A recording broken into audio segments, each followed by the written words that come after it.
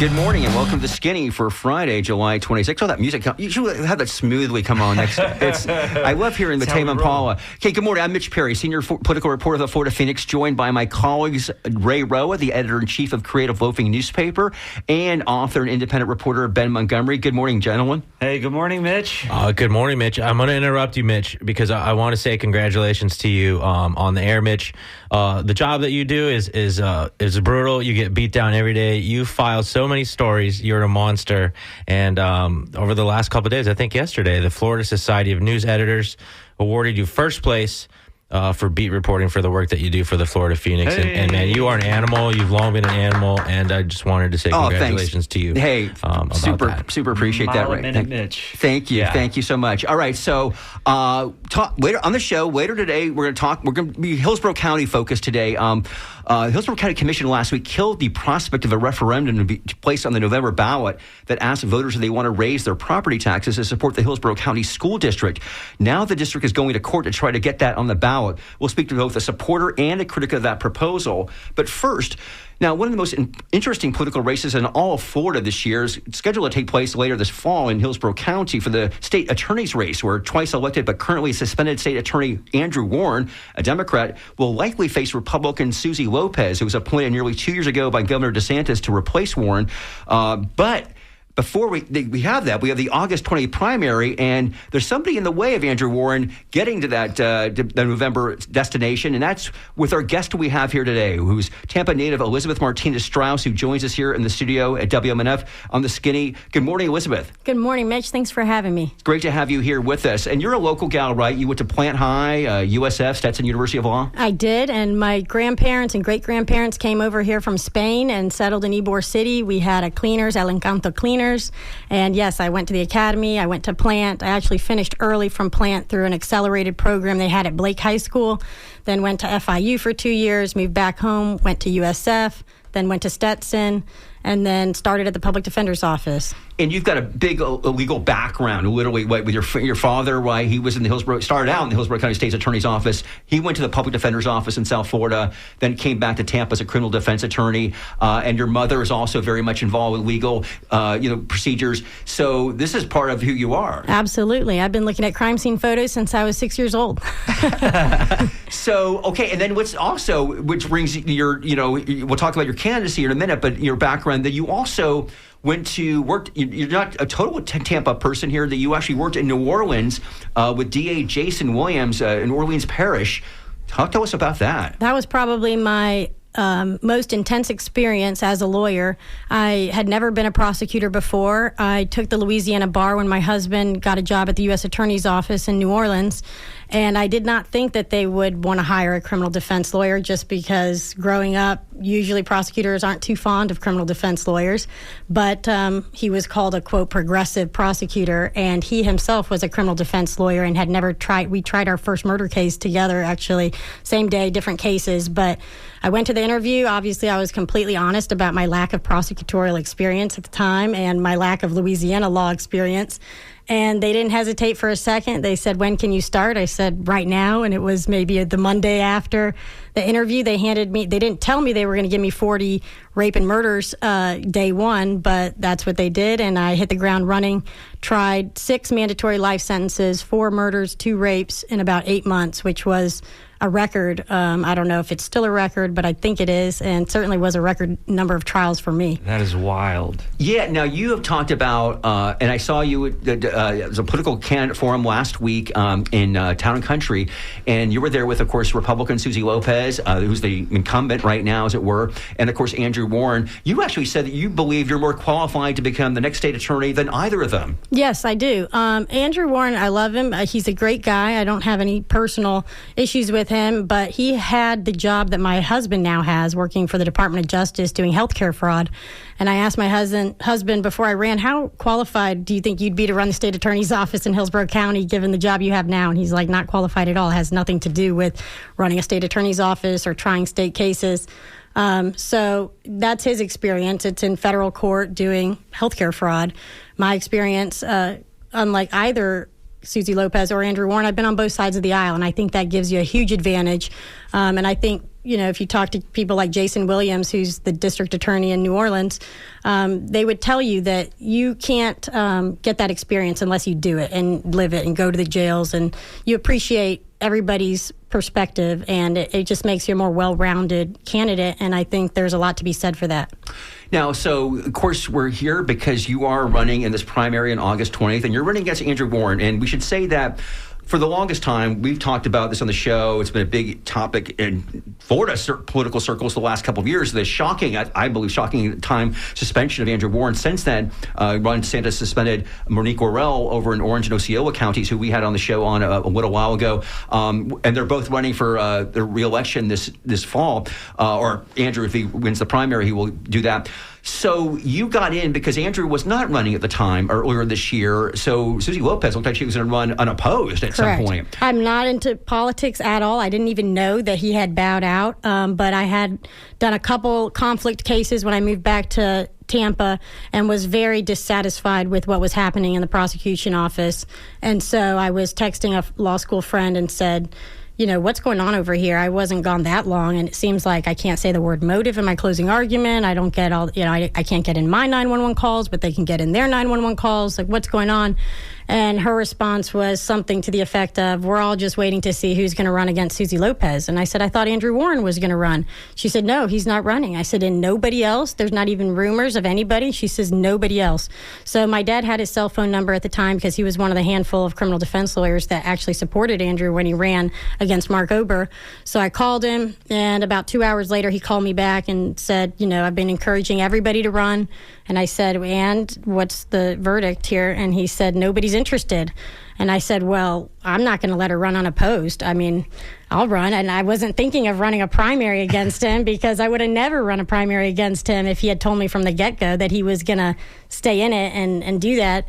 So I started very late. February is not when people typically start running a campaign. So we did the best we could, and then April 16th I see Andrew Warren's calling me, and I'm thinking for sure he's going to give me the endorsement right now, and I got so excited because I'd been following on Pacer his federal case, and when I told him I was running, he, wasn't 100% out. He just said something else would have to happen for me to get back in the race, like if I got reinstated or I got another favorable court ruling.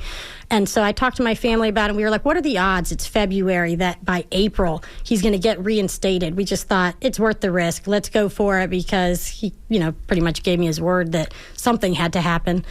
And so when nothing happened and he called, he just said, he changed his mind. And I said, oh, man, well, let me think about this because I know I'd said I'd back out. But I talked about it with my family. We did a lot of praying. And then we thought this doesn't feel right to back out for those reasons. So let's let the voters decide if they want to take that gamble.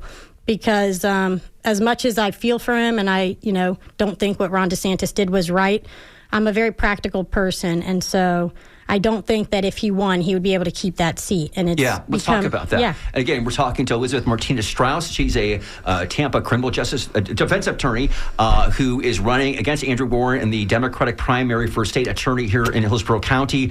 And so now you've been pretty harsh toward Andrew. You're not backing down on this. You wrote a letter last month that I'm going to quote some of it here. You wrote, you said to Andrew, it's time to face reality. I have supported you in your fight against Governor DeSantis because he abused his authority, but you are misrepresenting the facts about your legal case to the voters, which can really harm Democrats in this election. You are repeatedly announcing that you won your case, which is patently untrue. And then you later wrote, when you sued DeSantis, you sought the relief. Okay, blah, blah, blah. Let's see. So if you win the primary, these issues that you brought up in your letter will likely cause you to lose to Suzy Lopez. And if you won the general, you will still lose again to DeSantis in the circumstances, as the circumstances now stand. She said, you continue, I know your friends in leadership of the Democratic Party do not care, but the people of this county do. I am not saying you should back out of this election, but I am saying you should tell the voters the truth so they can make an informed decision. You have a moral duty as a political candidate and a legal duty as an attorney licensed in the state to correct the record. I hope you do the right thing. Now, I talked to Andrew last week, wrote the story about this situation. Andrew says, well, people can read about it. He basically doesn't really want to engage with you on this. And we should tell listeners that Andrew will be on here August 16th, I think 3 weeks from now. So Andrew can talk. We can have his viewpoint when he's here. But you're taking it to him. Let me ask you this, Elizabeth. We don't know what Ron DeSantis is going to do, right? I mean, if Andrew, say he stays wins against Susie Lopez, we do not know that he will be suspended. Well, we do. If you listen to what Ron DeSantis said when he was directly asked the question, would you suspend Andrew Warren if he won this election? His answer was, if ifs and buts were candy and nuts, it'd be Christmas every day. I asked him the question, actually. Right. Yeah, it was a great question. The answer, sure, everybody wants a yes, but it's like, don't tempt me with a good time. That's what ifs and buts and candy and nuts, it'd be Christmas every day. That's what that means. But even if you don't want to believe that that's what that means, his most recent reply to Warren's request for the court to hurry up and issue this mandate, meaning send the case back to Judge Hinkle so that he can make a determination as to whether or not I should be reinstated. DeSantis said, I will take this to the United States Supreme Court. I'm not going to give up this fight. Well, the United States Supreme Court can't hear the case if it's moot, which would be the case if he was elected, right? And he's the sitting state attorney. So he would have to suspend him again in order to keep the case or controversy alive.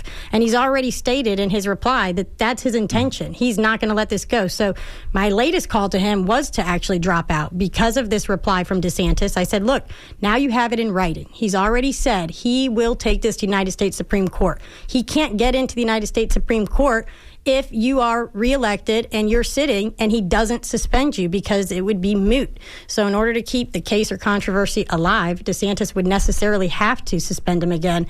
And I'm not saying that's right, because it's not, but the fact of the matter is the United States Supreme Court is very conservative. They're mainly Republican appointees, and they will side with DeSantis. That's just how life works. So, as we said here, again, Elizabeth Martinez-Strauss is our guest here on The Skinny here in WMNF. I got to believe that, you are not being looked at with favor by a lot of these Hillsborough Democrats who revere Andrew, thought he got screwed, and let's get behind him. Let's see him beat Susie Lopez, and let's deal with what happens as it deals. But I guess you're believing that you're the truth sayer here, and this is what's going to happen. And tell me the reaction that you've been feeling from local folks. At the beginning, everybody was happy that I stepped up. And then, of course, he wants to jump back in. And the problem for me isn't that he's, a bad guy or anything like that. It's just that I wouldn't have entered the race had he not said, I'm not running, right? And so, the person in Orlando, Monique Worrell, she never did that. She never flip-flopped. She wasn't wishy-washy about it. She said from day one, I'm not going to give up this fight no matter what. Had he just done that, I would have never entered into the race. Excuse me, Elizabeth, I want to bring this up because it's kind of relevant. We have folks emailing us, and you can email us at dj@wmnf.org or call us. We've got Elizabeth for about another 10 minutes or so, 10, 15 minutes, 813-239-9663. A listener writes in, he says, now I'm confused. I thought Andrew Warren did win his case, but the judge stated that his bench did not have the authority to reinstate him. And I believe I heard something this or last week about that judge winding up being wrong about not having that authority. Please clarify. See, Mitch, this is the problem. This happens every time I go, not like I've been on a lot of podcasts. People are confused. People are very confused because he sends out emails and things and tweets a lot about how his suspension was ruled illegal, which is patently not true. I put that in my letter. Where we stand right now, and you can go on to PACER, P-A-C-E-R, and you can look at the docket yourself and see that the last thing that happened from the court was to get both parties to brief on the issue of jurisdiction, because the Florida Constitution vests the power with the Senate to remove or reinstate, and they vest the power of suspension with the governor. So this is the first time that a candidate has gone to federal court for relief.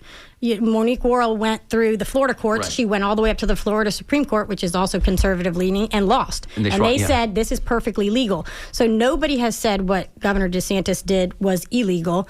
What they did, they said out of the six. He lost his. They did say that DeSantis violated his federal and state constitutional rights. Right. Well, and so the governor gave 6 reasons for suspending him, and they said two of those reasons were unconstitutional, but the other 4 were not even under the federal jurisdiction for them to talk about. And so there's a question right now, as everybody stands today, whether or not the federal courts even have jurisdiction to hear this case, because it's not like he was just suspended for federal reasons. And because there's a mixed issue here of federal and state, they haven't decided that they're even going to grant any relief. They haven't even decided if they're going to send the case back down to Judge Hinkle, which is the district court judge. So to say that you've won, and that's what got me a lot about what Andrew Warren did. I have no problem with him jumping back in the race. But when people ask him what changed your mind, he says the favorable court ruling. But that favorable court ruling was already out when he told me to run.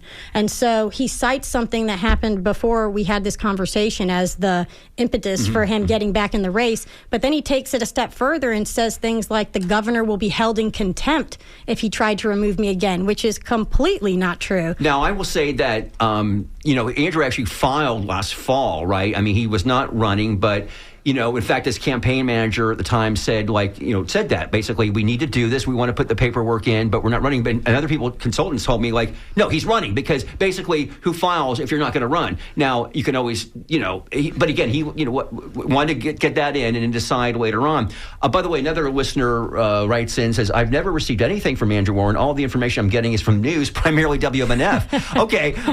Well, I mean, we've written a lot about it too. And will you say, Ray, you going to say something? No, I mean, it's a little bit different, but let's go to a scenario where you get through the primary and you beat Susie Lopez. What's to stop DeSantis from suspending you if you choose not to pursue, abortion prosecutions and things like that? Well, there's nothing to stop DeSantis from removing anybody. As we can see, he can do whatever he wants. The difference is I'm not damaged goods day one, right? And he's got 2 years left to his term as governor. And assuming I don't do anything to upset him or sign any pledges or receive any George Soros money, I guess. Right, exactly. Stay away from Soros, stay away from signing any pledges. And, as my old boss told me, I call balls and strikes. I'm a pretty aggressive, even though I am a defense lawyer and I have that defense perspective. If you ask people, I mean, my first offer on my first case was life. I was unwilling to, amend it down to anything less. And so I don't think that I'm going to have a rub with DeSantis. I think Andrew Warren's a little bit far left. I think Susie Lopez is far right. And I don't even think this position should be a partisan position. I asked my boss, why do we even have to run? Do we know? I mean, I know California, where I'm from, it definitely is partisan. Are there places where it's not? Do you know? I don't think so. I think they're all partisan. Yeah. But you don't believe it should be? I don't believe it should be. It's like a judge is not a partisan race. It really there is nothing about being a prosecutor that should involve your beliefs on anything, Democrat, Republican. You're there to make sure you have enough evidence to convict somebody beyond a reasonable doubt for the crime that they're being charged with. You either do or you don't. It has nothing to do with your opinions on, abortion, climate change, or, what have you. So I'm there to just receive the evidence, look at the facts of each case, and make a determination if this is the fair charge or not. And I'm not there to overcharge people to get leverage, to get them to plead out. I'm not there to impose a trial tax for people that want to go to trial. I'm just there to do the right thing. And that's why I jumped in the race. It wasn't because I had this long-standing passion to become the state attorney of Hillsborough County. It just simply had to do with I'm upset with what's going on. I have to work, against prosecutors here. And I wanted to see the system change. And at the time, nobody wanted to stand up and go against Susie Lopez. So I did. And when Warren jumped back in, I just thought they weren't for honest, genuine reasons. He can't just jump in and say he won a court case when he didn't win it. And I know that's not true. My family knows it's not true. And, we had a lot of support until he came into the race. And now it's not that we don't have support. We just don't have the financial support. The big money donors and stuff, they're always going to support him. At times, editorial boards seem to just wipe the whole thing aside, saying in its endorsement of Warren, we don't necessarily buy that the governor would suspend Warren again if he were elected. That's conjecture at this point. What matters here is that Warren, on balance, would be the stronger Democrat in November. How do you respond to that? I think, like my grandfather would say, money follows money. And Andrew Warren's got a net worth of about $17 million. And I have to believe that some of this has to do with that, because there's really no way that you could say that this is purely conjecture when you have DeSantis. I mean, if it was conjecture, he would have just said no, or I'm not going to take this to the United States Supreme Court necessarily. But there's no way you get in front of the United States Supreme Court before January 2025. It's impossible. So if they're not going to hear the case unless he suspends him again, he wouldn't put in writing his intention to seek this to the United States Supreme Court. And the ifs and buts, candy and nuts comment to me was pretty clear. I mean, he goes on after he says that to say lives have been saved from him removing Andrew Warren. Right. We know that he's going to put the thumb of his scale and thumb, if you will, getting that mangled up, about supporting Suzy Lopez, Governor Ron DeSantis.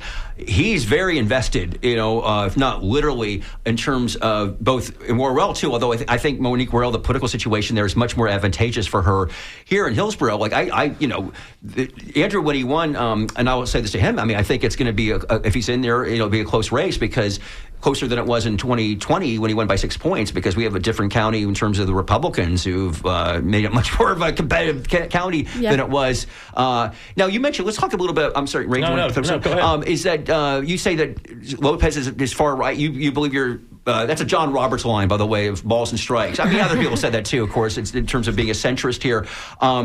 But were you here for some of Andrew's tenure, right? Andrew was 6 years here. He was a state attorney. I was actually traveling around. Okay. Right when he started, I left at the end of 2016. So I was traveling around, but So have you been in any cases working against? Okay. No, I haven't. But from what I've heard, he wasn't all that great to everybody, right? I think in the Democratic Party, they love him and they revere him, and that's fine. I don't fault them for that. But if you ask the people that worked at the state attorney's office and you ask police officers and deputies, you'll get a lot of hate. They just don't like him. And I don't think that I will bring that sort of intense reaction from people, because I'm very much a middle of the ground kind of person. I have friends and family that are Republicans. I have friends and family that are Democrats. I have friends that are independents. And I know what it's like to work with law enforcement, and you have to have a good relationship with law enforcement no matter what. If you want to be a prosecutor, you cannot be at odds with law enforcement. You need them. They need you. You have to be willing to roll up your sleeves and not make it a political office. And unfortunately, with both of the candidates, I think it's going to be hard to avoid politics in the office. I just do. They're very divisive one way or another. People have strong feelings about them. People don't even know me yet. They're just like, who is this girl? And what is she doing getting involved? So I'm just hoping to bring a fresh perspective. I want to improve the morale of that office. Those offices, the public defender's office and the state attorney's office, are tough jobs. And these are people that could be making a lot more money working in private practice. So you worked in the public defender's office? I did. I worked for Julie Holt, when I first started for about 2.5 years. And you have hundreds of cases at one time. It's almost impossible to be effective. But you do what you can, and you're getting paid nothing, but people are in it for the right reasons. They genuinely believe that they're making a difference, and they are.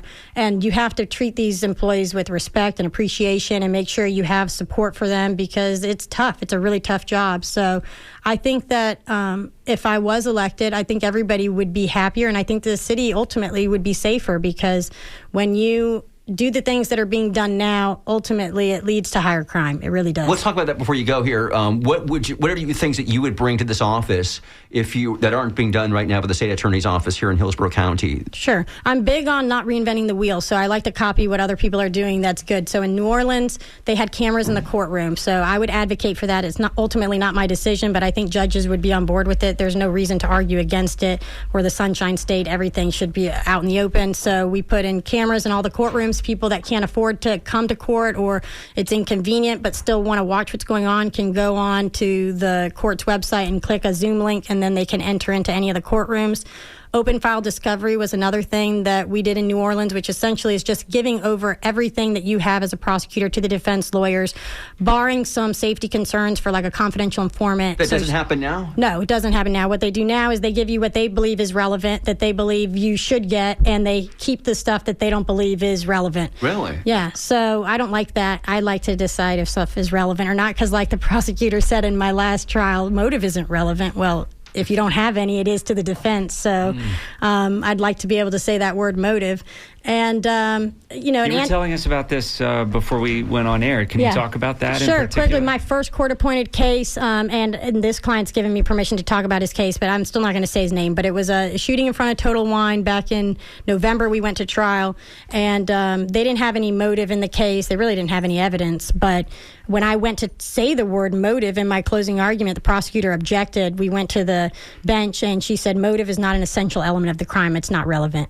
And the judge said, I agree. And I said, are you kidding me? I can't say the word motive. You're prohibiting me from saying the word motive in my closing argument. And she said, yes, I am. And that was just one of many things that happened. They got in 911 calls, but I couldn't get in my 911 calls. I couldn't talk about alternative suspects. I mean, it was just one block after another, and it ruined this guy's chance of a fair trial. And even though he was found not guilty of 2 of the 6 charges and the offer was 10 years, because he went to trial, this is the other thing I want to eliminate, is the trial tax. So 10 years if you plead guilty to 6 charges, but now that you've been found guilty of four charges, we want 30 years. And Susie Lopez was quoted, I think, saying, like, we will always ask for the maximum, or and I'm like, well, what happened to your 10-year offer? You didn't talk about that. Like, that was 20 less years for 2 more charges. So he ended up getting 22 years, and that's being appealed now. But it's that was one case, and then the next court-appointed case was another one, and it's just, one thing after another, and I just couldn't let Susie Lopez run unopposed. And I actually like Susie Lopez as a person. I get along great with her, and I talk to her all the time, and as they say, different strokes for different folks. But like getting 30 years for stealing sunglasses and some of these other things that they do, I just have a fundamental disagreement with. So that's why I'm running. All right. Well, there it is. Elizabeth Martinez Strauss. She is, if you were a voter in Hillsborough County, she will be on the ballot on August 20th, running against Andrew Warren. Again, we're going to have Andrew Warren on the show here in a few weeks. Thank you so much for coming in to talk to us. Thank you so much. It's really nice to meet you, Liz. Absolutely. Thank you all very much for having me. I really appreciate it. I don't always get all the platforms that everybody else is in the loop on, so I really do appreciate it. Thank you. Thank you. Thank you so much, Elizabeth. Absolutely. Ray, Democracy, man. Yeah. We have this election, folks. It's 3.5 weeks away, and people on the ballot. In fact, we have some candidates on that we're going to move over to as well here. Yeah, we'll stay on elections here. So, Strauss and Warren, their fate will be decided after the August primary. But there's a fight over another issue that was set to go on the November ballot, and it's drawing a lot of attention. It's been on a lot of WMNF shows this week. A couple weeks ago, I sat in the Hillsborough County School Board chambers, and I watched a heated Superintendent Van Ayers blast the county commission over a 4-3 vote to push a millage referendum on the November ballot into 2026. The superintendent was shocked at the vote, which came after a surprise motion from Joshua Wostel, a Republican who represents District 7. It was shocking to the superintendent because months ago in April, the school board members voted 5-2 in favor of putting a tax referendum before the voters on that November 5 ballot. The no votes there were Stacey Hahn, Patty Randon. Ayers argues that this millage, which is essentially a school tax of sorts where property owners would pay $1 for every $1,000 in taxable value, is necessary to compete with surrounding counties that have the millage in place. For context, Pasco, Pinellas, Manatee have used funds via their millage to pay starting teachers as much as $57,000 a year. Hillsborough is lagging with starting salaries at $47,500. Teachers, the superintendent said, are leaving the county for better pay elsewhere, and there are about 500 teacher vacancies. So just a little bit about this millage. So 500 in Hillsborough County. Correct. Wow. Yeah. That's 500 classrooms? That's 500 teacher positions. It won't. Wow. That is a lot. So there's a gap. And I think I hear Nadia Combs there. Yes, I was going to say, unfortunately, it's almost double that. Okay.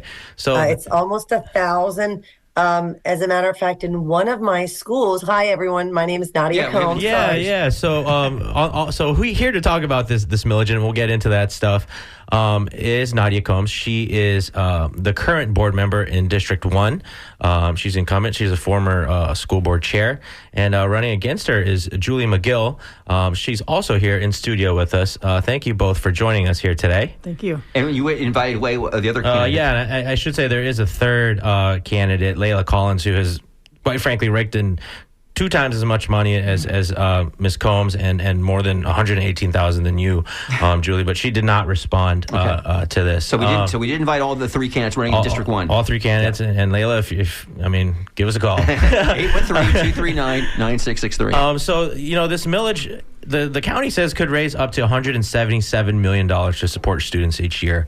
And so that's what we want to talk about here today, because 2 days ago, the superintendent, he called this an attack on public schools, this delay. He said it's very offensive to him, but he was granted the power in a 4-3 vote to pursue legal action on this. So the district has filed a lawsuit saying that the Hillsborough County Commission cannot change the timing of this referendum, and we hope to talk about that. So thank you both for joining us. Board Member Combs, I did want to start with you. This week, you were one of the yes votes that cleared the way for this lawsuit. Could you just talk about why you voted that way and your general thoughts about this millage fight? Well, one of the things, if you look at the Florida statute 101173, it says the district school board shall direct the county commission to call an election. And really, when the county commission compared to other cases, they were referencing sales tax, which is something the county commission would oversee. But never has it been where the county commission's only job is to officially transmit the ballot language to the supervisor elections. So the idea to change the date is really an attack on democracy because it's not allowing the voters to choose that. Basically, you have 4 people who are interpreting the law, and they could push out this millage to the year 3000 if they wanted to. So it's really unfortunate that we have people who are trying to politicize this instead of allowing the voters to decide what's right. And so that's why we went ahead and moved forward with the lawsuit. And what about you, Julie? What were your thoughts, one, as you saw this millage being discussed in the spring and April, and then watch this surprise motion by Wostel kind of unfold, and then your thoughts also as this week's vote to pursue legal action? Where's your mind been as you've watched this particular issue play out? I'm not in favor of loading our homeowners with any more taxes when the budget is huge for the school board to begin with, and I believe they should really prioritize the teacher pay before they start budgeting any other items. If that's the most important thing that we're talking about is the teacher pay, which it is, because we do need to garner more teachers into Hillsborough County. But I don't think taxing homeowners is the way to do it. I do believe that the Board of County Commissioners heard from so many homeowners about this issue, and this is what caused them to do that. So that's my opinion on it. I don't think we need to tax anymore. But in your understanding of what happened, how do you feel about the process in which it was delayed and this argument from the district that the county commission is bound by state statute to put this on there and let the voters decide? Well, I'm for putting it on for the voters to decide, but that's already been done a couple times already, and it's not passed. So why keep pushing the issue? I agree with the fact that that Van Ayers has the right to sue. I don't agree with his motions to do it. I think it's a dead article right now. Nobody wants that new tax. Teachers don't even want it. A lot of them, and I've spoken to, because it's taxing them basically on their homes as well. So we need to find a better way to adjust the budget so that we don't have to go and tax people. And Board Member Combs, I heard you. Go ahead. I was going to say, for Julie, yes, I agree. Let the homeowners decide. If individuals don't want to tax, let the voters decide. Since when do we allow 4 people to be the voice of the entire district and bypass the laws? I mean, I live in America, in a place where I count on my local representatives to allow voters to vote. So regardless how I feel about the vote, it really we should allow the voters. Now, once again, even with the raise that we gave coming up and settled the contract, we're going to look at ourselves in an operational deficit. I really laugh when people say that we have a $4.2 billion budget. We have 240,000 students, 24,000 employees, the largest employer of Hillsborough County. And with our current salaries right now, in the end, we'll run at an operational deficit because our teachers are paid 50th. I mean, we have teachers who are homeless, who are going to food pantries. I have a school, as I said, Tampa Bay Boulevard. I have 17 vacancies. Thousands of students are going to walk into a classroom without a teacher. And if our community doesn't realize in 10 years how that will impact crime, social welfare, opportunities to have people in jobs, in technical, vocational college, it's going to really impact our society. So let the voters choose. It's not for me. It's not about, an older person. Let them choose. Since when do 4 people have the voice for the entire district? I think it's very sad. Nadia, Mitch Perry here. I wanted to ask you this question. I'm sure you saw this the other day. I was in St. Petersburg, St. Pete College, when Ron DeSantis was asked about what he makes of all this. And I'm sure you heard it, but I want to repeat this for our listeners. So what the governor said was, quote, "You do not need to raise anyone's taxes. Why are you trying to raise property taxes in the midst of some of the worst inflation we've seen in the modern history of this country? You need to be able to manage the budget." He says, how come we're not raising taxes at the state level? How come we're cutting taxes? And oh, by the way, this year's budget, we have $1.25 billion, a categorical. It can only be used to increase teacher salaries. But then we also had a massive increase in the base student allocation, so that money goes to the districts. Hillsborough can take a lot of that money and raise teachers' salaries. So we've done so much at the state level that I think if they manage it properly, they're going to be able to do their part at the local level. But demanding tax increases is absolutely not the way to go. Again, I'm not aware of this at all, into the intricacies we're talking about this morning here. So when DeSantis has a big, bully pulpit, though, and he tells people what he just said there, is that some disinformation there? Incredible misinformation. First of all, like 20 years ago, the government came and took our extra mill and said, we're going to give it back to you because we're really having some state issues. Well, fast forward, Pinellas County added that mill, and they've had it for almost 20 years, and all of our surrounding districts have that.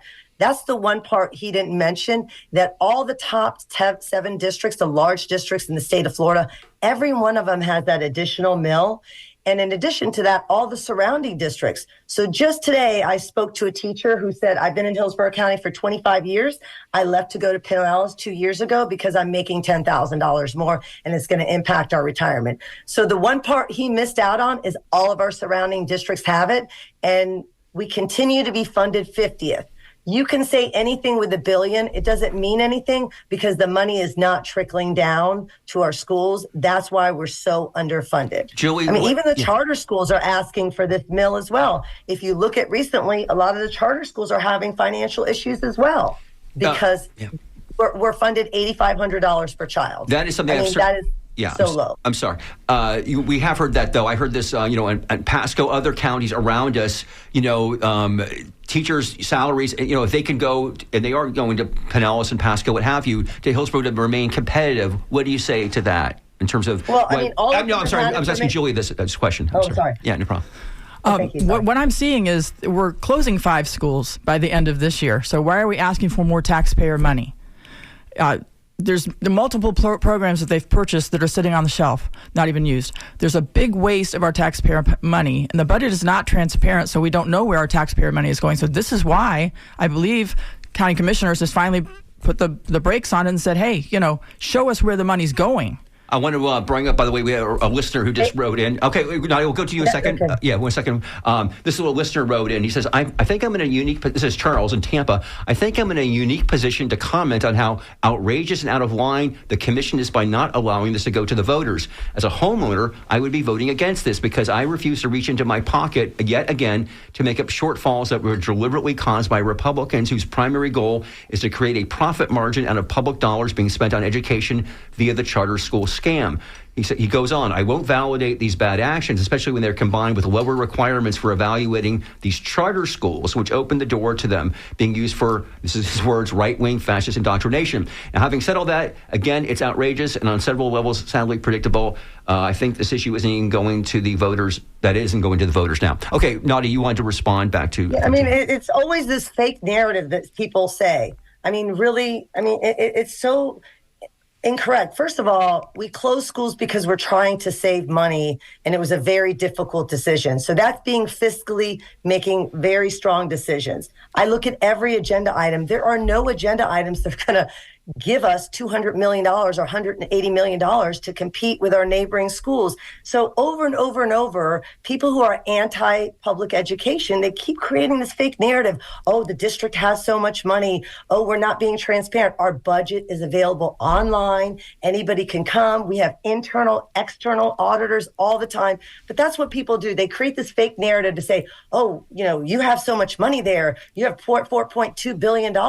Well, we're the largest provider and the largest employer. And as far as different programs, we look at every online program to see the use, to see how it impacts students. There are going to be some online programs, of course, but we are very, very much looking at every single agenda item and making very difficult decisions because at the end of the day, we know what matters. is the teachers, the paraprofessionals, the bus drivers. When I'm 1,000 teachers short and I have hundreds of bus drivers who will not bring the students to school, this is a big societal problem. So unfortunately, we're just not valuing teachers in our society. I lived in Asia. There, education is the most important thing. Anyone can take your house and car away. Nobody can take your education away. So it is a critical time that we're educating people, and it's becoming more political and less about educating students. If you're just joining us today, our guest on the second half of the Skinny are District 1 Hillsborough County School Board member Nadia Combs and candidate Julie McGill, who is running to replace her. We're talking about the race and the County Commission's recent vote to delay a referendum that would have asked voters in November to activate a millage that would, in part, help the district compete with surrounding counties who are paying teachers more. We would love to hear you. You've been calling in. Email us, dj@wmnf.org. Give us a call, 813-239-9663. You can also text us, 813-433-0885. We have the candidates here for about another 14 minutes. Ms. Combs and Ms. McGill, you're running against each other, obviously, and a money candidate, very well connected in politics, as she is married to Republican State Senator Jay Collins, a DeSantis protege. Wendy March has reported that Collins' donors are Republican office holders, political operatives, Tallahassee lobbyists, GOP-oriented political committees. She also got $2,000 from Chris and Bernadette Pello of Brandon, who operate private, both for-profit and non-profit and education management services. The governor has not been shy in his desire to unseat you, Board Member Combs. But can you talk about this campaign and why you're fighting to stay in the seat? I'm fighting because I really care about public education. I care about education in general. I owned a tutoring center, so I provided education for homeschool, private school, public school children. For me, it is all about making a difference in our community. If I want to live in a great community where it's safe, where people are educated, where I can get my car fixed or go to the doctor, then I have to invest in schools. I have worked so hard, and I think because I'm very verbal about the importance about education, and the lack of funding and the challenges that we're facing in Florida, I think because of that, I've become a target. And Julie and I are the same. We're grassroots candidates. We're not supported by special interest groups. I mean, we are out there working, in the ground, putting up signs. We don't have $1 million pockets coming from us. So I think it's really important to have people who really care about children and care about our community and aren't using this as a stepping stone. And I think because I'm so verbal and vocal, I've become a target. And I also was elected chair the second and third year and guided us through some very challenging times. And I've made some very difficult decisions. And because of that, I think I'm a target. And I'm okay with that. And what about you, Julie? Ms. Combs mentioned, how you guys are similar. And you are obviously the underdog here, but you have some clear policy things. You've called for book ratings instead of book bans. Where do you see voters latching onto your campaign and your beliefs and perhaps making a dent in this race and making the case that you are better suited for this race, which is nonpartisan for now? Nonpartisan for now. Well, I'm going to say they've had the last 4 years to make a difference. And all I hear is we're going to make a difference, but I don't see a difference yet. So as far as me, Did you see the school grades, Julie? Did you see our school grades? Yeah, I did. I did. 9 Ds? Yeah. Going from 33 Ds and Fs. So but that's not changing. Why isn't that changing? There's reasons. Yes, we did just go from 33 to 9, Julie. So you said there's no change. There's a greater slant now that everybody's going to homeschooling because the schools are not safe and the teachers don't feel like they are safe in the schools. Our enrollment is still as high. So just like you said, we were denied the millage twice. We were denied the millage once. So you need to make sure you get your facts straight. Oh, my facts are straight. One denial, and it was 545 votes. So I think that you need to make sure that there's not misinformation. But Julie, for like the voters who might be torn between you and Layla Collins here, why are you the better candidate in this case to unseat an incumbent? Because of my background. I know contracts. I know budgets. I run 2 different companies. I'm a real estate broker and I'm a general contractor. I can't see any transparency in that school board website on the budget whatsoever. You have a category, no line item, $400 million for remodeling schools.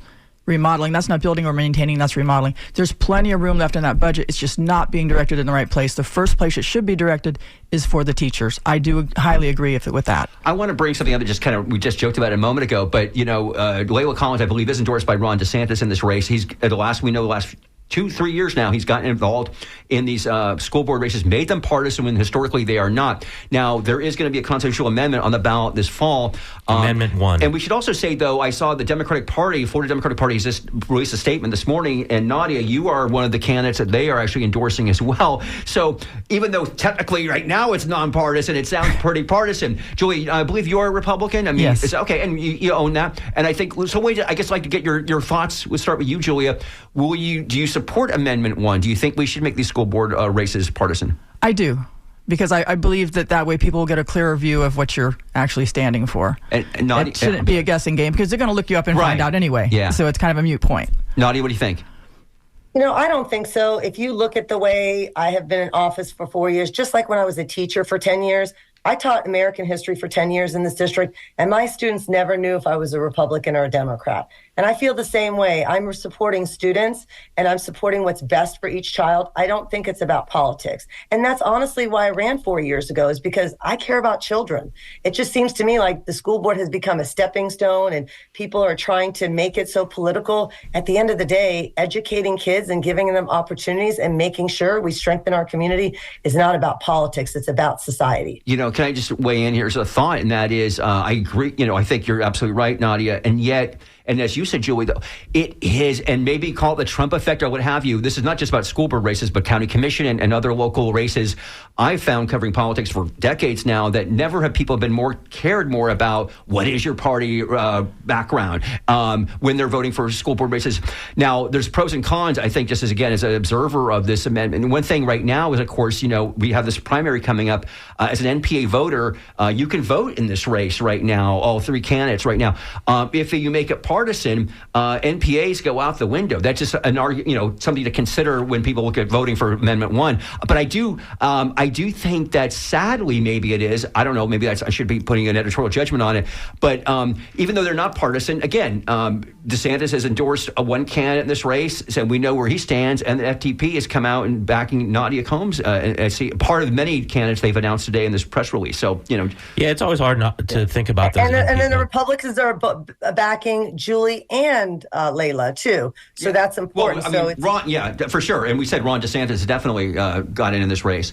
There's an elephant in the room here with this millage lawsuit, by the way, if we could go back to that. This has to be resolved by August 20th. Obviously, there's litigation floating out there, so your ability to answer this school board member Combs may be different than Julie's, but what's your understanding of whether or not that's even possible, that August 20th deadline? Start with you, Julie. That's a very close deadline. I don't see a lawsuit happening with that amount of time. I just think it's going to end up not on the ballot, in my opinion. And what about you, school board member Combs? That August 20th date is crazy. What are your thoughts? I do feel like it's going to go. The decision will be made by August 20th. If you look at the precedent, this has never been. It's always been about sales tax. The example that Board of County Commission gave was all about sales tax. I do think it will occur. I really do. I'm optimistic. I think the court will decide. And once again, whatever they decide, as long as it's a fair democratic process, that's what I care about. The idea of the four Board of County Commissions not allowing the voice of the voters, I think these are scary times. I think regardless if you're a Republican or a Democrat, you have to make sure that your voice is heard. I mean, people die all over the world to have a chance to vote. The idea that people are not being heard, I think these are times that people need to be aware, and regardless what party you or regardless how you feel about the millage, you should be allowed to vote on that. So I do think it will be on there. I do. We have another text message from a listener who says it's not talking about the tax. It's not only underpaid teachers, it's also support staff. For example, our school security officers get paid way less than law enforcement officers, but we are held to a higher firearms qualification score yearly. It sounds like it isn't one of those SROs writing in right now. So, yeah, she said it, right? It's definitely more than teachers here. We're talking support staff and others. Lunchroom, paraprofessionals, security. Our principals are really underpaid. Last year, I lost two of my greatest principals to go to Pinellas County. I mean, it's really a big issue. I mean, people don't realize. Nadia Combs, you mentioned I think it was 2022, the last time there was a referendum that was incredibly close, right? That it lost by 1 point. Right. 545 votes. In your opinion, why was it so close? Why did that measure lose? I think several things. I think people didn't realize, I think people did not feel that we did enough for our budget. And so that's why closing schools that were under enrolled, even though Julie disagrees, if you have 180 students in a school that's made for 600 students, and we wait for years, we cannot bring those students. We have to really make hard fiscal decisions. So I did that. And let me tell you, that was a very hard decision, but I'm always going to do what's right for the people in this district. I think the Tampa Bay Times not supporting that, the community not supporting that, 545 votes was very little. Also, the leadership at that time, a lot of people did not have a lot of trust with our superintendent. We also had not negotiated the teacher budget or the paraprofessional budget. There were a lot of issues as far as people felt frustrated and they had distrust, and they didn't feel that the board or the superintendent gave them enough information to make a good decision. And once again, you have people who create this fake narrative and people just kind of listen to that. This time, I think that there's not a parent, like I know my daughter lost 2 teachers last year when she was in school at Steinbrenner. So there's not a parent in the community that is not feeling the impact of the loss of teachers. So I think this community, let them decide if they want to support it. As I said, I'm just one vote. Let the community decide that. And we've got about 3 minutes here. I want to ask you, let's go in a scenario where this doesn't make it onto the ballot. You don't get that supplemental income, or even if it gets on the ballot and doesn't pass. I want to start with Julie. What are you going to do to retain teachers should you not have this money, and if you were in that seat? Again, it goes back to the budget. I will find the wasted money. I've already found wasted money in the budget that is more than enough to cover all the teachers and the support individuals. Just one software program alone was $220 million. That was a social emotional program. Absolutely not needed. We need to get back to the basics: arithmetic, math, English. $220 million? Yeah, I saw it. That is not correct, Julie. No, I'll copy it off the website and show it to you. Yeah, it was. Our It was a social emotional learning program. I can't remember the name of it. But I saw it on there. That's what I'm talking about. I saw it on there. That's what I'm talking about. No. Julie, that's you can sit there and call fake narrative all day long. Now. I really felt like you were pretty honest until now. No, that is you can call fake narrative all day long, on the news, but I'm going to go in there and I'm going to straighten out the budget, get the taxpayers where they're not paying for the school board when there's plenty of money in that budget. So we have a disagreement there. Board Member Combs, all that aside, in a situation where this does or doesn't get on the ballot, maybe it doesn't pass again, what is the next move, do you think, if this supplemental income doesn't come in as far as retaining teachers? Well, I think a couple things. I think I do have a strong business background, more so than my other 2 opponents. I had a business where I had 350 tutors, and then I owned a local tutoring center. So I have a strong business background. What I'm going to do is continue doing what I do. I work with USF, trying to recruit young people and older people, continuing to do recruitment. We have, for the first time, we hired someone outside of internally from HR coming in, and they're doing many innovative things to try to find teachers and recruit teachers and train teachers.